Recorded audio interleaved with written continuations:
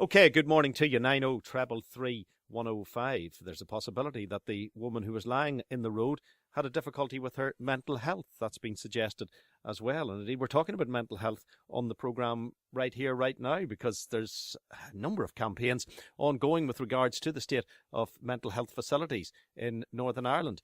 Research with Northern Ireland mental health patients and their carers highlights systemic problems in mental health care.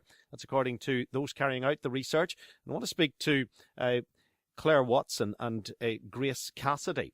And Grace is from North Belfast. She's a member of the Belfast Mental Health Rights Group, and she's had personal experience of the difficulties of having mental health problems in her family. Grace, good morning.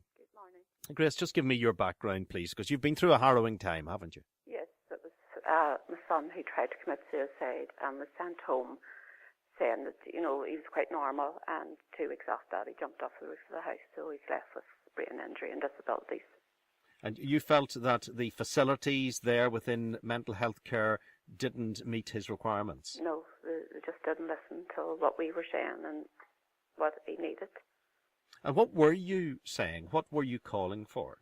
We were calling for help for him, that there was something wrong with him. It wasn't just an episode, it was definitely his mental health.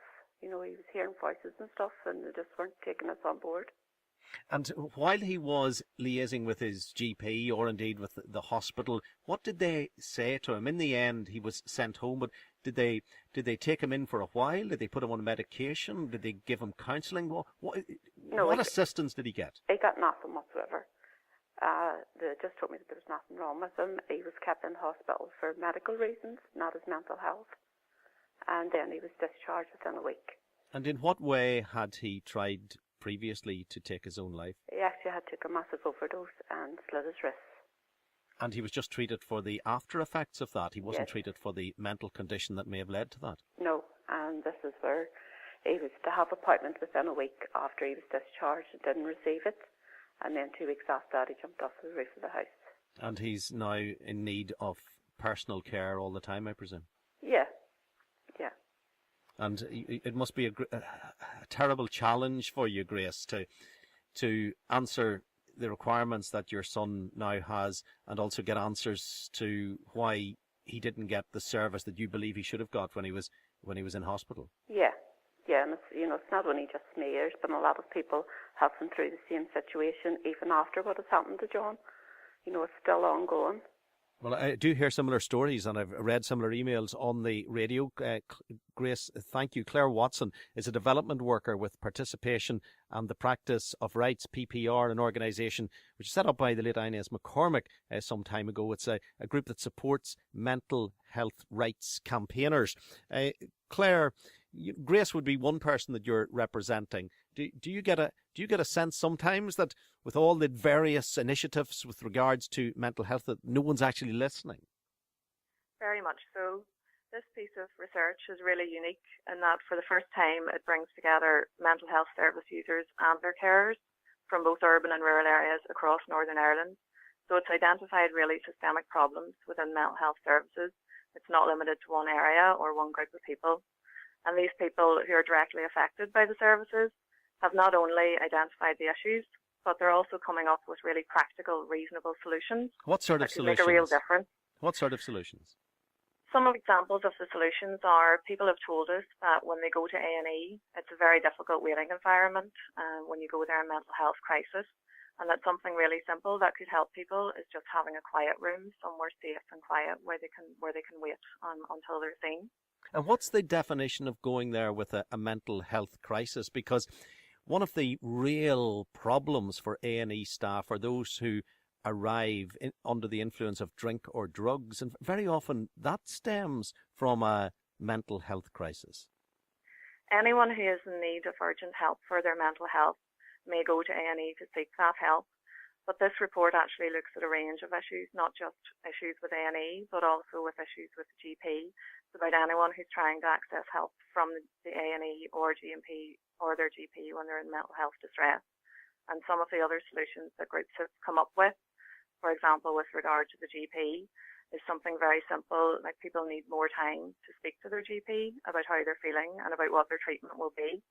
And the solution that they've come up with is something as simple as giving people a double appointment for their mental health when they go to the GP. So longer time if you're a mental health patient with the GP, some form of counselling room or rest room if you go to A&E with a mental health issue. Would that be of any great benefit, or would it just be a token gesture? It would be of great benefit. People are telling us that these things would help them. These are the people who are using the services and are directly affected by them. They know best what needs to change and what solutions would make a difference to them. That's why they're calling for the health minister to meet with them, to not just listen to what the issues are that they've identified, but also take action on the solutions that they themselves have come up with. But what could have been done for Grace's son? Because he tried to take his own life. He had a drugs overdose. He slit his wrists. He went into hospital. He was treated for his injuries, probably his stomach pumped out or whatever. But he went home and then jumped off the roof and is now permanently disabled. What would you be calling on the hospital services to do to ensure that he didn't go home and jump off the roof? Or is that an impossible ask?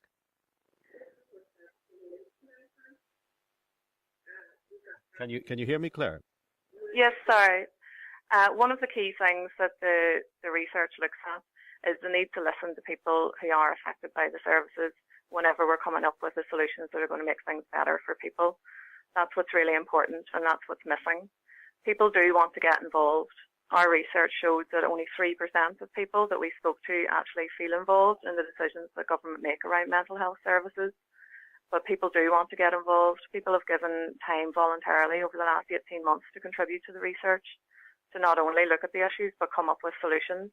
And government needs to involve people in the decisions around mental health services at every step of the way.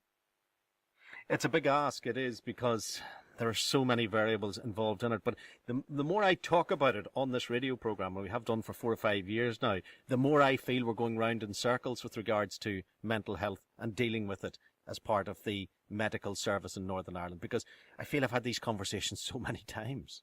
And that is what's so unique about this report, is that it's actually bringing the people who use the services together to come up with solutions. And these are small, simple steps that could be put in place very quickly.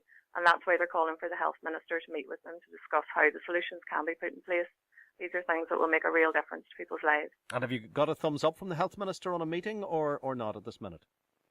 We're hoping to hear from the health minister to organise to meet with the groups to hear about not only the issues but also the solutions. Okay, Clare Watson, thank you. Grace, thank you very much for your time this morning as well, Grace. And okay. I hope your son does, I don't want to sound as if I'm distant on this, but I hope he feels better or makes some form of recovery, and I appreciate you coming on the radio this morning. You're okay. Okay. Grace, thank you. Grace Cassidy, very much a loving mom, and Clare Watson there as well. Clare Watson, development worker with Participation and Practice of Rights, PPR, Inez McCormick, the late Inez McCormick's organisation. But as I say, we talk about mental health care and the facilities or lack of facilities so often on this programme, and you do get a sense of going round and round in circles. Good morning. It is